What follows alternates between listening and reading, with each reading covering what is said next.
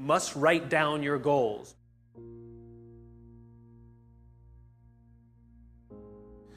And flying over a valley in Afghanistan are two A-10 Warthogs. An A-10 is a heavily armored, low-flying, slow aircraft designed to provide ground cover for troops on the ground. And on this night, it's a very, very cloudy night. There's storms in the area. And these two planes hanging up above, just waiting in case anybody down below needs help. Up there, it's gorgeous. The moon is bright. There's thousands of stars in the sky. The clouds look like the snow had just fallen. Down below in the valley, however, there were 22 Special Operations Forces troops trying to make their way through the country, and they could feel that something was wrong. They felt uneasy. One of the pilots up above, call sign Johnny Bravo, and yes, he stands like this. He could feel their unease listening to them over the radio, so he decides he was going to go down below the cloud and just have a look. He tells his wingman, hang out up here, I'll go see what there is. And he points his plane down into the clouds. And as he's going through the clouds, the call comes over the radio, troops in contact. Troops in contact is what they say when they come under effective fire. It means they're in trouble. So now Johnny Bravo points his plane straight down, the plane's getting thrashed about in the turbulence. And when he comes out below the clouds, he's less than 1,000 feet off the ground, and he's flying in a valley, cliffs on both sides. Now this is only 2002, and the planes were not yet equipped with ground-hugging radar, and worse, they were using old Russian maps. That's all they had at the time. And the sight that greets him is something like he's never seen before, not in training and not in the movies. He sees tracer fire coming from all sides of the valley, pointed right in the middle where the American forces are. And so he picks a point and starts to lay down suppressing fire. And he's flying, and he's in danger of hitting the cliff, of course. He knows his speed, he knows his distance from the map, and he literally counts out loud while he lays down the suppressing fire. 1 1,000, 2 1,000, 3 1,000, 4 1,000, 5 1,000. Pulls hard on the stick, pulls back up into the cloud, comes down around again. 1 1,000, 2 1,000, 3 1,000, 4 1,000. Good hits, it says over his radio. And again, he comes around. 1 1,000, 2 1,000, 3 1,000, 4 1,000, 5 1,000. He runs out of ammunition. Fuel is fine. Flies back up to the top of the cloud, tells his wingman, you need to get down there. His wingman isn't sure about the conditions, so the two of them fly back down together. His wingman lays down the suppressing fire, and Johnny Bravo counts as they fly 3 feet apart from each other, wing to wing. 1 1,000, 2 1,000, 3 1,000, 4 1,000, 5 1,000, up and around again. 1 1,000, 2 1,000, 3 1,000, 4 1,000, 5 1,000. That night, 22 Americans went home alive with 0 casualties. My question is where do people like Johnny Bravo come from? Who are they? Who would risk their lives for others so that they may survive? I asked Johnny Bravo. I asked him, why would you do it? Why would you risk your life so that others may survive? And he gave me the same answer that everybody in his position gives, because they would have done it for me. Now, if you think about it, in the military, they give medals to people who are willing to sacrifice themselves so that others may gain. In business, we give bonuses to people who are willing to sacrifice others so that we may gain. We have it backwards. Wouldn't you like to work in an organization in which you have the absolute confidence and the absolute knowledge that other people that you may or may not know who work in the same organization as you would be willing to sacrifice themselves so that you may survive? And I'm not talking about giving your life. I mean, we don't even like to give up credit, you know? So where do people like Johnny Bravo come from? Well, it's an age-old question. They're not born, they're actually made. If you look at the human animal is like a machine. There are systems inside our bodies that are trying to get us to do things that are in the interest of the survival of the human animal, right? Just like in a business, in a company, if you want people to do something, you offer them some sort of positive or negative incentive to direct the behavior, right? So if you want people to achieve a certain goal, you offer them a bonus if they achieve that goal, and they'll work towards that goal because they want the bonus. It's a very simple system. The human body works exactly the same way. It works exactly the same way. Inside our bodies are chemicals that are trying to get us to do things that are in the best interest of us. If you've ever had a feeling of happiness, pride, joy, love, fulfillment, All of these feelings that we have are chemically produced feelings. And they're produced by 4 chemicals predominantly. These are basically responsible for all of the feelings that I would generically call happiness. They are endorphins, dopamine, serotonin, and oxytocin, EDSO. These 2 chemicals, endorphins and dopamine, I like to call these the selfish chemicals because you don't really need anybody's help to get them, right? Let me tell you a little bit about what they are. Endorphins. Endorphins are designed to do one thing and one thing only: mask physical pain. That's it. That's what they do. If you're a runner, if you've ever gone and done heavy exercise, you've heard of an endorphin rush or a runner's high. Basically what's happening is when that runner's out there pushing their bodies harder than they've ever pushed before, they feel good. And when they're done with their run, they feel fantastic. And then an hour later, they're in pain for damage they caused to their muscles an hour before, right? This is what endorphins are designed to do. They're designed to mask physical pain. The caveman reason for this stuff, because this stuff is all from 50,000 years ago, understand, Homo sapien existed at the same time as other hominid species, and yet we survived and they didn't. What is it about this species that's so good at survival and thriving? Look at the world we've built. It's not just that we're smart. We're certainly not the strongest, and we're certainly not the smartest. It's that we're social animals. We have to do things together. We have to look after each other, and we have to work together to ensure that we survive, that we do well. This is how we're designed, right? These chemicals are trying to make that happen. So in these caveman times, 50,000 years ago, Paleolithic era, we had to eat. We're not the strongest, we're not the fastest. But there's one thing that the human animal is made for: endurance. We could track an animal for hours and hours and hours and miles and miles and miles. And if we were tired, we'd keep going. And if we got injured or we had to bring the food back to the cave, we'd continue to do it.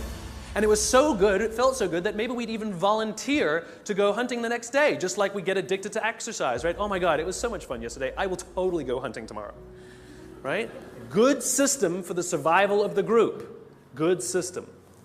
By the way, the reason laughing feels good is because of endorphins. You're actually convulsing your internal organs, and endorphins are masking the physical pain.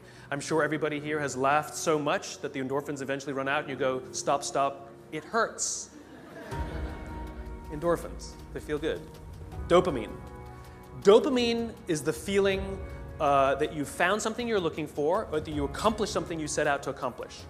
So you know that feeling you get when you cross something off your to-do list? That's dopamine. Feels awesome. You know when you have a goal to hit and you achieve that goal, you're like, yes! You feel like you've won something, right? That's dopamine. The whole purpose of dopamine is to make sure that we get stuff done.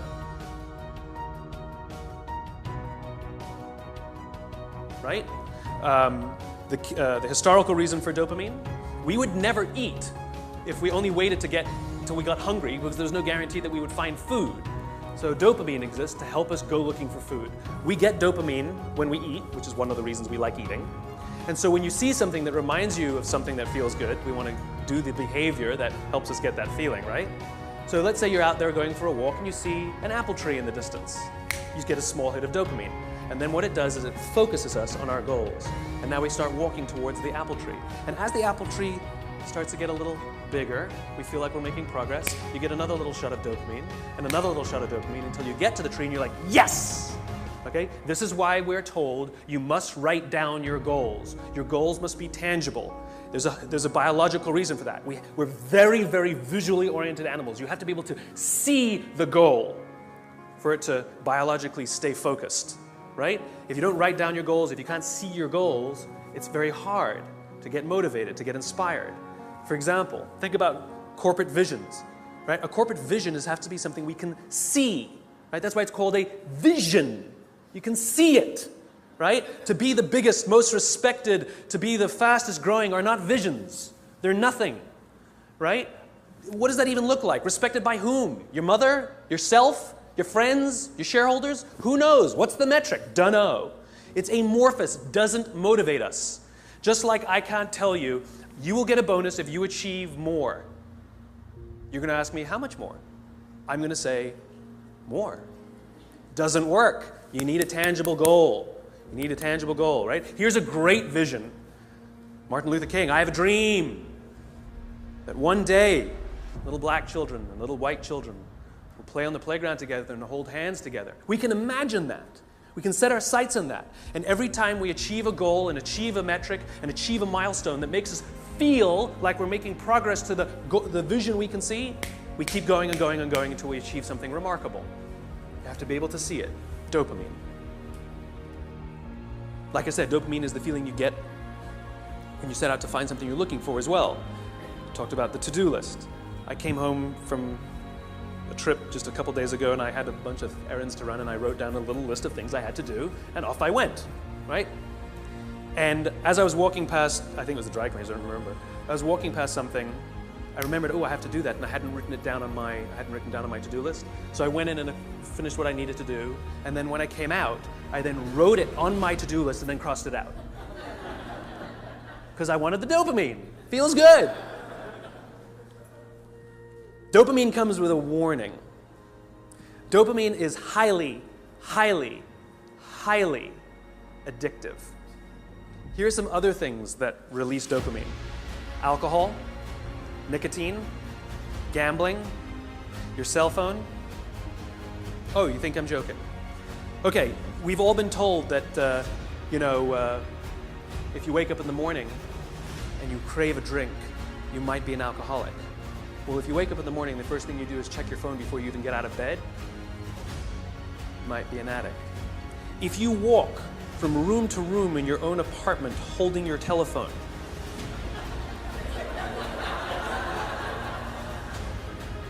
you might be an addict. When you're driving in your car and you get a text and your phone goes beep, we hate email, true. We love the beep, the buzz, the ding, oh. Right? You'll be there in 10 minutes, and yet you have to look at it right now. You might be an addict. And even if you read it and it says, are you free for dinner next Thursday? And you have to reply immediately, you can't wait the 10 minutes, you might be an addict. And for all you Gen Ys out there who like to think that you're better at multitasking because you grew up with the technology, then why do you keep crashing your cars when you're texting? You're not better at multitasking, you're better at getting distracted. In fact, if you look at the statistics, ADD and ADHD have, diagnoses of ADD and ADHD have risen 66% in the past 10 years. Okay, ADD and ADHD is a frontal lobe disorder, right? Are you telling me out of nowhere 66% of our youth have a frontal lobe problem? Where did that come from? No, it's a misdiagnosis, right? What are the symptoms of a dopamine addiction to technology? Distractibility, inability to get things done, easily distracted, shortness of attention. It's all the same thing, so we misdiagnose things. It's the addictive quality of dopamine. We can also get addicted to performance in our companies when all they do is give us numbers to hit, numbers to hit, numbers to hit, and a bonus you get, and a bonus you get, and a bonus you get. All they're doing is feeding us with dopamine, and we can't help ourselves. All we do is want more, more, more. It's no surprise that the banks destroyed the economy, because one of the things we know about dopamine addict is they will do anything to get another hit, sometimes at the sacrifice of their own resources and their relationships. Ask any alcoholic, gambling addict, or drug addict. Ask them how their relationships are doing and if they've squandered any of their resources. It's an addiction. Dopamine is dangerous if it is unbalanced. It is hugely helpful when in a comfortable and balanced system, but when unbalanced, it's dangerous and it's destructive. You don't need anybody's help to get these. Go for a run, achieve your goals, you'll get dopamine. You'll get endorphins. But you won't have any feeling of fulfillment or love or trust. That's where these come in. These are attempting to manage these. This is what makes our society great. This is where people like Johnny Bravo come from. It's because of these two chemicals that leaders really fulfill their great responsibility.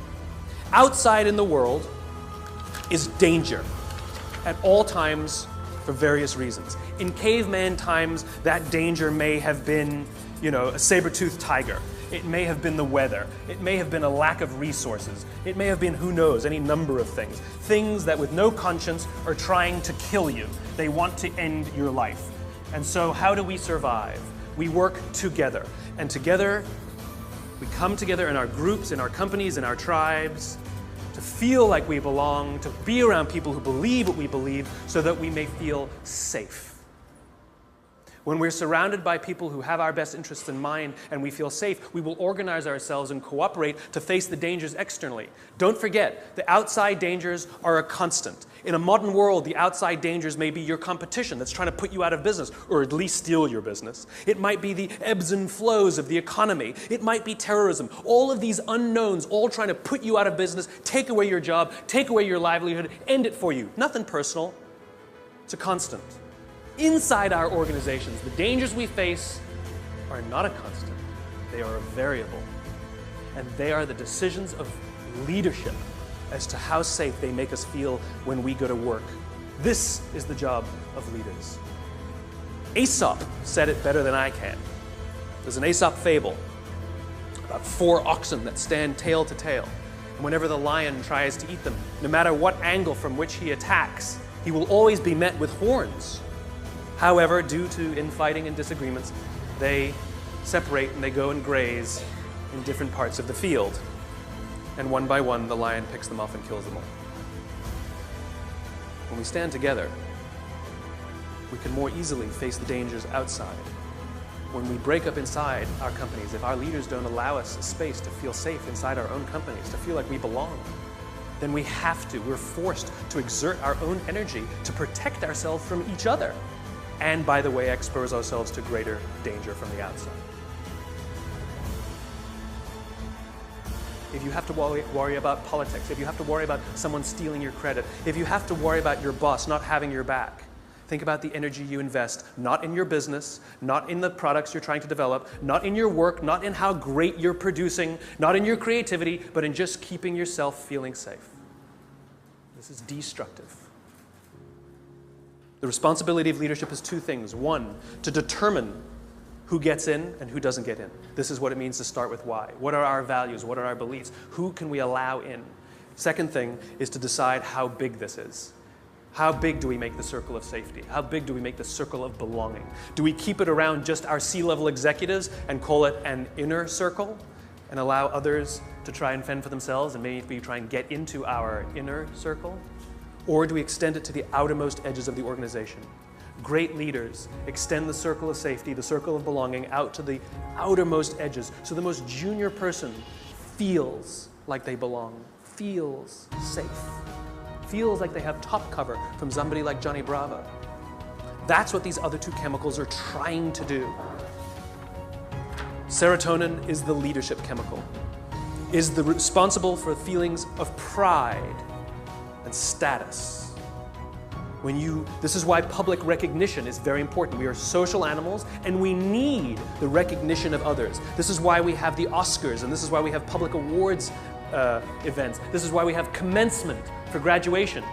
I mean, think about it. What does it really take to get to graduate college? You need to pay your bills, fulfill the minimum requirements, and collect enough credits. That's it, right? It's a formula. You could get an email that says, congratulations, you fulfilled all the requirements for graduation. Enclosed, please print out the PDF of your diploma. P.S. magna cum laude, right? Wouldn't feel so good, right? So instead, we have a big ceremony to recognize the accomplishment. And in the audience, we put our family and our friends and our teachers, all of those in our tribe who've supported us and watched our backs as we've made it through. And then we show up on that day and we go up on that stage and we take our diploma. It feels great. We feel our status rise. We feel our pride go up. And by the way, when you have serotonin in your veins, your confidence goes up also. And here's the best part about serotonin. At the exact moment that you took your diploma and you felt that surge of serotonin go through your body, at the exact moment, your parents sitting in the audience also got a surge of serotonin and also felt an intense pride watching you graduate. And this is what serotonin is trying to do. It is trying to reinforce the relationship between parent and child, boss and employee, coach and player, the caregiver and the one who is grateful for the support they are given.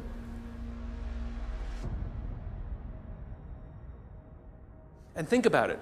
Think of the speeches that we give. If you give an award to somebody, what do they say? I couldn't have done it. I thank God. I thank my parents. I thank my coach. We thank the person who we believe was looking out for us.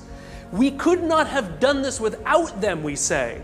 And they look at us and they say, I'm so proud proud of you. And we work to make them proud. Great teams don't want to win the trophy. Great teams want to win one for the coach. They want to make the coach proud. We want to make our parents proud. And it raises our status, and it raises our confidence, and it feels good, and we in turn will look after others so that they may accomplish the same. This is what serotonin is trying desperately to do. The problem is, you can trick serotonin. We live in a materialist society, so we judge status very often in our country based on how much money you make, right? So any conspicuous display of wealth raises your status. This is why they put the logos on the outside. No good on the inside, nobody can see them.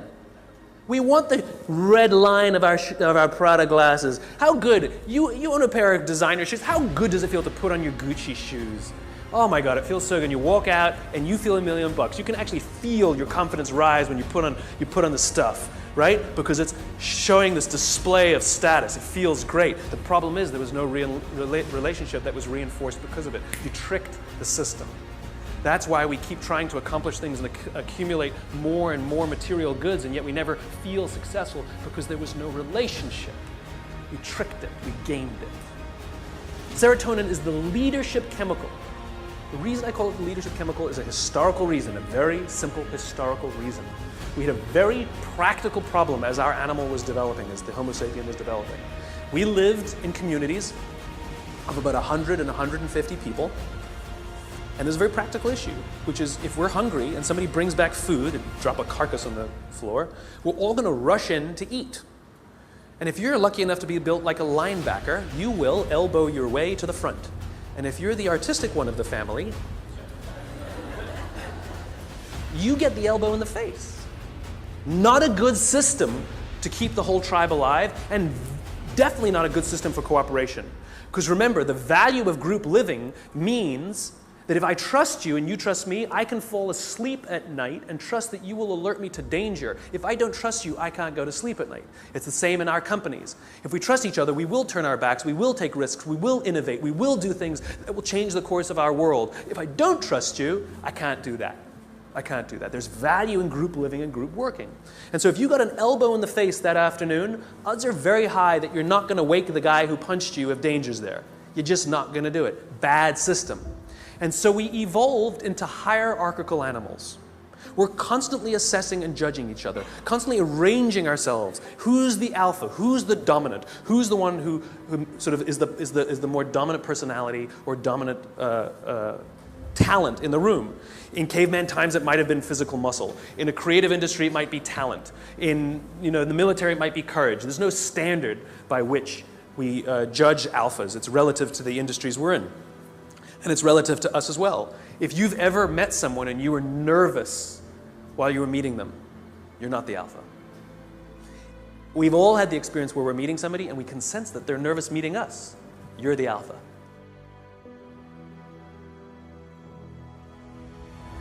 I'll tell you a little aside that's kind of funny. You know when women all live together, their menstrual cycles align, right? Assuming they're not on the pill, then it doesn't work. Right? But if they're not on the pill, that all the menstrual cycles go together on the same schedule. It's not arbitrary. They always align with the alpha female's schedule. And the reason is because when a woman is in her menstrual cycle, she can't bear children. And so in evolutionary terms, you want the alpha male and the alpha female to do it so you can have alpha children, right? Nice, strong, strapping kids are going to survive. But if she's off the market, that produces competition. So Mother Nature has created a very clever way that when she's off the market, everyone's off the market.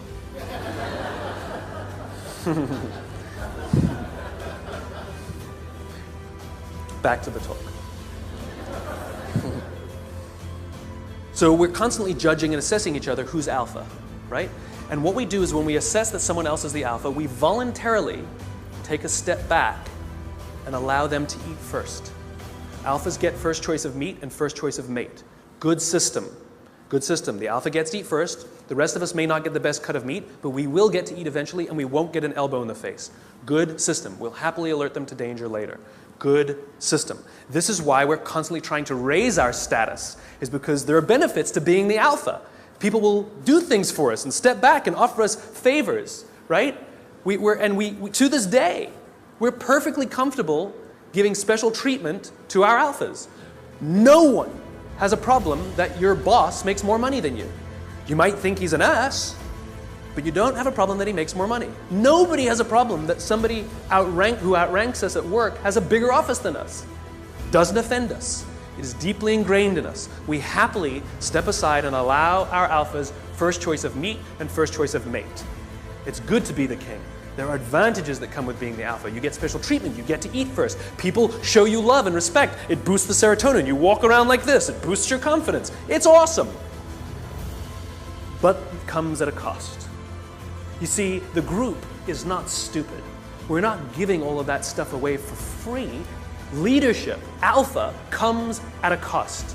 You see, we expect that when danger threatens us from the outside, that the person who's actually stronger, the person who's better fed, and the person who is actually teeming with serotonin and actually has higher confidence than the rest of us, we expect them to run towards the danger to protect us. This is what it means to be a leader. The cost of leadership is self-interest. If you're not willing to give up your perks when it matters, then you probably shouldn't get promoted. You might be an authority, but you will not be a leader. Leadership comes at a cost. You don't get to do less work when you get more senior. You have to do more work. And the more work you have to do is put yourself at risk to look after others. That is the anthropological definition of what a leader is.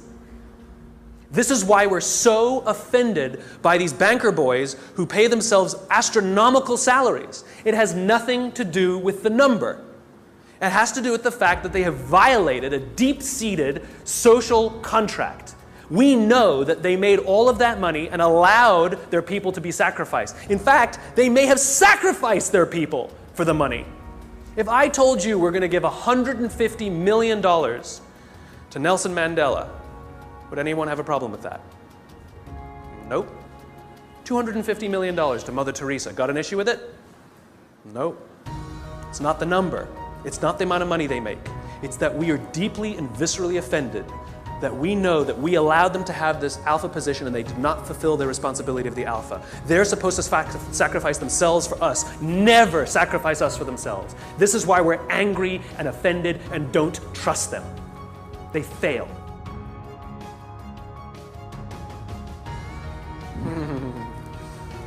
Oxytocin. This is the best chemical of all.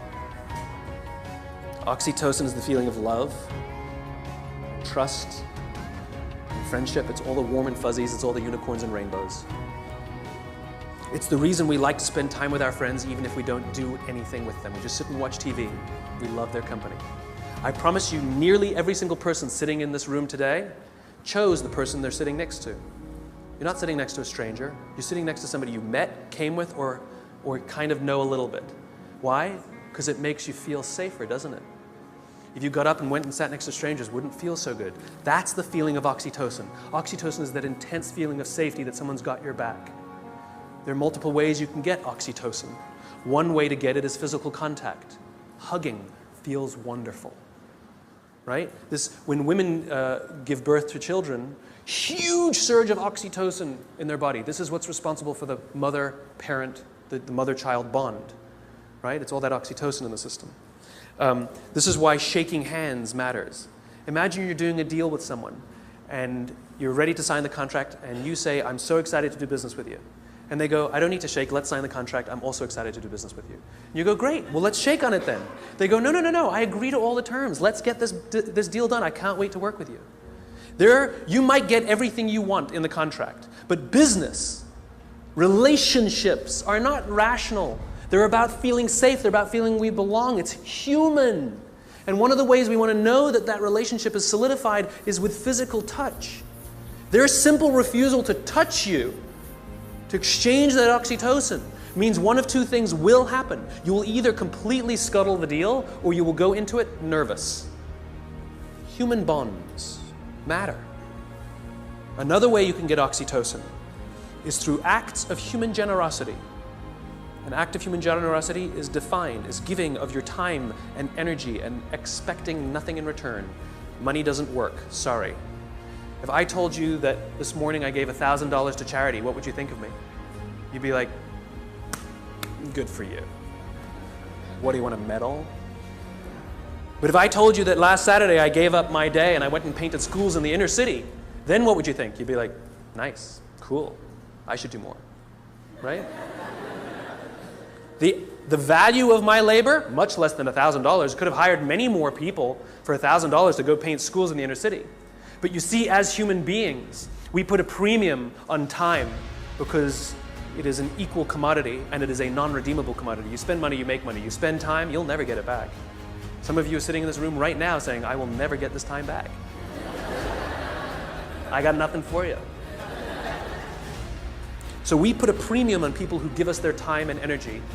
A leader who says to you, I'll pay for something for you, is not a leader. A leader who comes and sits down next to you and says, how can I help you, is a leader.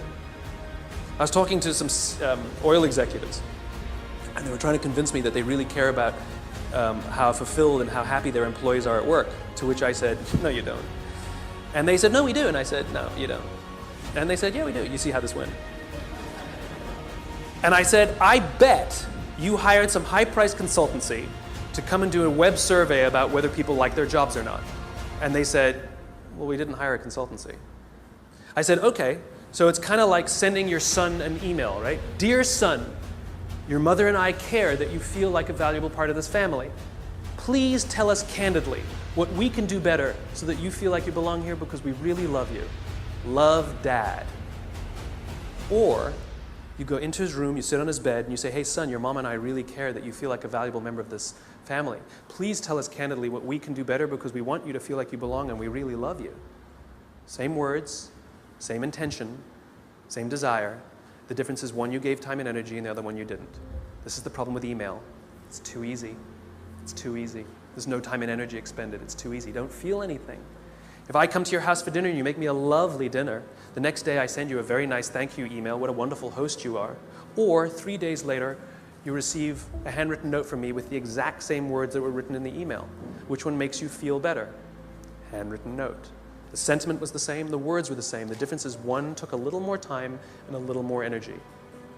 Leaders are the ones who give us their time and give us their energy, not the ones who give us their money. It doesn't count, it doesn't work, it just biologically doesn't work. This is how you get oxytocin, doing nice things for people that require that you sacrifice a little bit of time, a little bit of energy, something you will never get back. And if you expect something in return, then you weren't really giving in the first place. You take someone out for dinner because you want them to hire you, you're not really taking them out for dinner. You want something in return. It's just a protracted transaction. It's not relationship building. It's nonsense.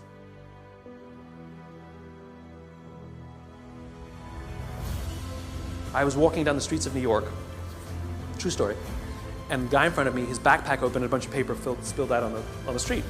Didn't think much of it. I bent down, gathered the papers up, handed them back to him, and pointed out that his bag had opened. I did a small act of generosity for somebody. I got a small burst of oxytocin. I felt good. Also, the person on the receiving end of the act of generosity feels good. They get a shot of oxytocin. He felt good. He says thanks. I get to the end of the block, and I'm standing waiting to cross the street. And a guy who also happens to be standing waiting to cross the street turns around, true story, turns around and says to me, I saw what you did back there. That was really cool.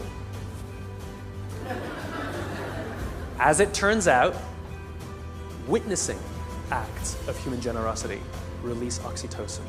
Remember, our bodies are trying to get us to repeat behaviors that are in our best interest, and it's making us feel good when we see or do acts of human generosity so that we will do them. In fact, the more oxytocin you have in your body, the more generous you actually become. In other words, the more you do, the more you want to do. It gets better than that. Lots of oxytocin in your body inhibits addiction. It makes it very difficult to get addicted to something when you have lots of oxytocin in your body. It actually inhibits addiction. It boosts your immune system. It makes you healthier. That's why happy people live longer. It's why couples live longer. Oxytocin, it actually is good for us. It increases our ability to solve problems. It increases our creativity. It's really good for us, and it's not addictive. It just feels great. It takes time to build up, though. You know, if I went on a date with a girl the other day. It was a first date. We totally got along great. We're going to get married. Why are you laughing? That's my social life. The reason you laugh is because you inherently know that I cannot form a bond of trust strong enough to get married in 7 days. You know that. Why don't you go on a couple more dates? Right? Inherently, you know that.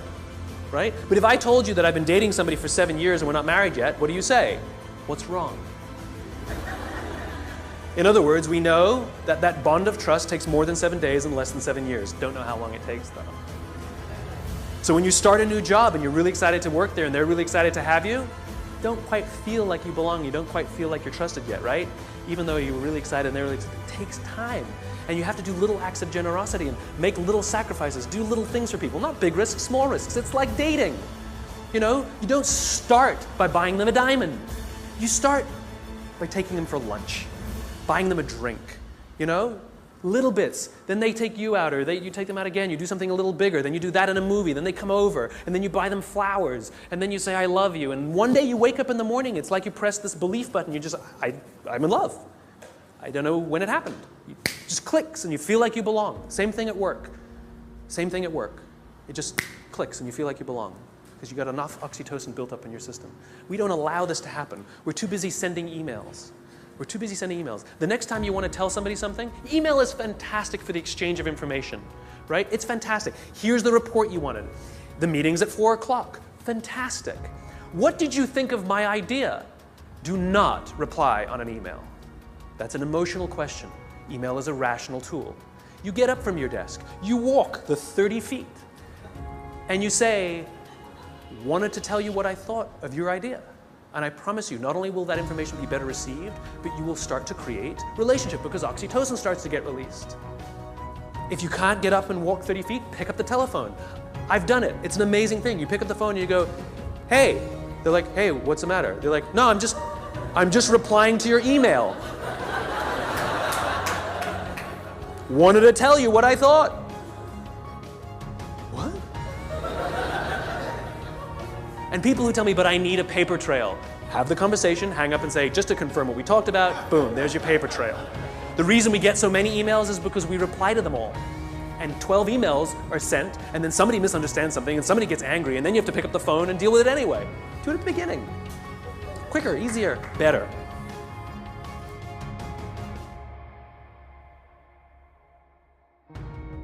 Biology. Give your time and give your energy. And this is why leadership is really difficult, because you can't give it to everyone because you don't have enough to give to everyone. You just can't. You have to make sure that you can trust others, to trust others, to trust others, to trust others. And this is what happens in this circle of belonging, in the circle of safety. This is what effective bureaucracy is, which is, as the CEO, as the leader, or whatever your job is, you have one responsibility and one responsibility only, which is to make sure the people you know that you have physical contact with, you know their names, are confident and feel looked after, and encourage them to do the same for the ones who work beneath them, who work beneath them, who work beneath them. And when this group of people really feels safe, then they will invite in the customer to also feel safe. They will talk to these people as if they are human. I actually flew on an airline recently, and I was appalled at how I was treated. It was disgusting. It was like cattle, right? And I said something. I said, why do you treat people like cattle? And she literally said to me, I'm sorry, sir, I have to do it or I'll lose my job. What did she tell me? My organization that I work for doesn't make me feel safe. I don't feel like I belong. So I'm going to treat you like dirt to protect myself. As opposed to somebody who feels safe and says, sir, I will do everything in my power to make sure that you feel happy and good because I'm not worried. That's called a highly effective organization.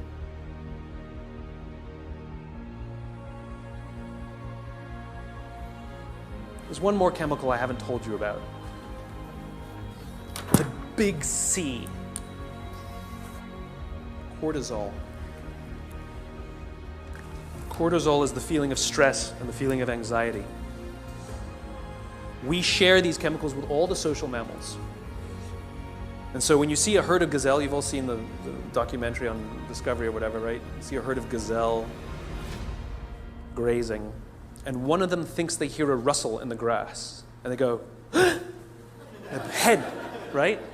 That's what cortisol does. Cortisol is designed to keep us alive. It is the first stage of fight or flight. It makes us paranoid. It makes all of our senses hyper-attuned to look for danger. It injects glucose into our muscles to make us stiff and ready to go in case we need to fight or flight. It increases our heart rate like crazy, right? And it makes us start looking. It makes us paranoid to find the danger. And the cool thing about cortisol when you work in a social environment is if other people sense that you're nervous, they get nervous. So all the other gazelle go, they didn't hear anything. They just saw Steve over there get really freaked out. And so they got all freaked out. And now they all start looking for the danger. Good system. And one of them, who didn't even hear the initial rustle in the grass, sees the lion, runs, they all run, they all live another day. Good system. So that when we go to work and somebody says, I think there's going to be layoffs, all of us are like, what do you mean? Wait, there's going to be, we're all paranoid now. We're all freaked. I shouldn't have talked in that meeting. We start to get crazy. We start to get paranoid. Our hearts start to race. That's what cortisol does. It's trying to keep us alive. You wake up in the middle of the night, you hear a bump in the middle of the night. What's the first thing you do? You wake the person next to you. And then what do? They go, And if there's nothing there, you go and trust your eyes, right? You go looking for it. We're visual animals, right?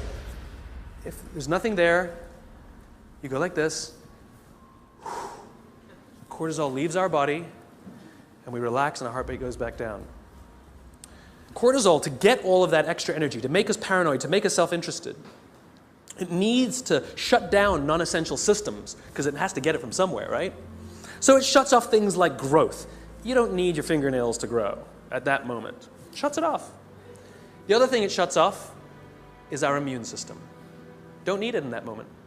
The problem is you're not supposed to have cortisol in your system all the time. You're supposed to have it in and then gone. And when we go to work in a place that doesn't make us feel like we belong, that doesn't make us feel safe when we're at work, guess what? We got little bits of cortisol dripping in our body. Drip, drip, drip, drip. Makes us paranoid. Drip. I know my boss hates me. I know he hates me. He hates all my ideas. I know it.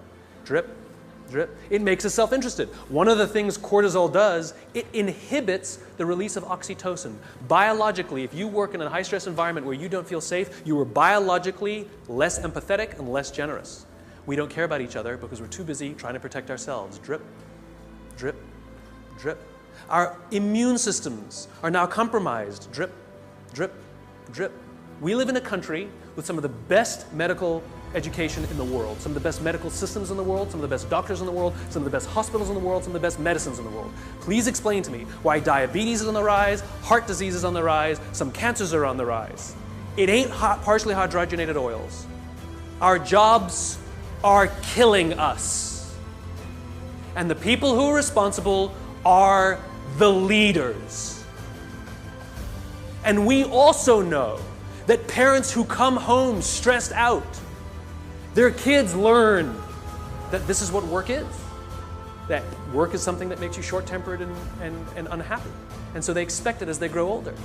Worse, we know that parents who come home upset and angry, it has such a negative impact on their children that there's some studies that show that they might actually become bullies because of their unhappy parents who hate their jobs and have excessive amounts of stress. Our companies are literally killing us. So what are you going to do about it? What are you going to do about it? Leadership is not a rank. Leadership is not a position. Leadership is a decision. Leadership is a choice. It has nothing to do with your position in the organization. If you decide to look after the person to the left of you and look after the person to the right of you, you have become a leader. You've seen the movie 300, right? The Spartans, the greatest fighting force of all time. You want to know one of the things that made the Spartans great? Wasn't their muscles, wasn't their spears. It was their shields. They stood shield to shield, and the phalanx was strong because those shields were big. And they were told when they were young children, you either bring your shield home or you come home on your shield. The punishment for losing your shield was tremendous in battle. Because if you lost your shield, that means you cannot protect the person to the left of you and the person to the right of you, and you have destroyed the phalanx. It's the shield that matters, not the spear. Not the spear. It's your willingness to sacrifice yourself, not your life, maybe your credit, maybe your little time, maybe a little energy, maybe your time, maybe getting up from your desk and talking to somebody for 30 minutes instead of sending a 3-minute email. It's your willingness to sacrifice for someone, to hold that shield up so that they feel safe, that makes you a leader. And you want to know how you beat a dopamine addiction? If you're worried that you're addicted to performance and all those dopamine things, Alcoholics Anonymous has been highly effective for decades, 80-something years. We all know the first step of the 12 steps. We joke about it, right? Admit you have a problem. Do you know the 12th step? Don't say, it's supposed to be anonymous. I'll tell you what the 12th step is. Alcoholics Anonymous knows that if you master all 11 steps but not the 12th, you will drink again. If you master the 12th step, you will beat the disease.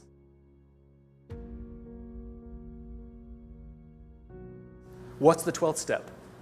The 12th step is the commitment to help another alcoholic. Service. Service to another.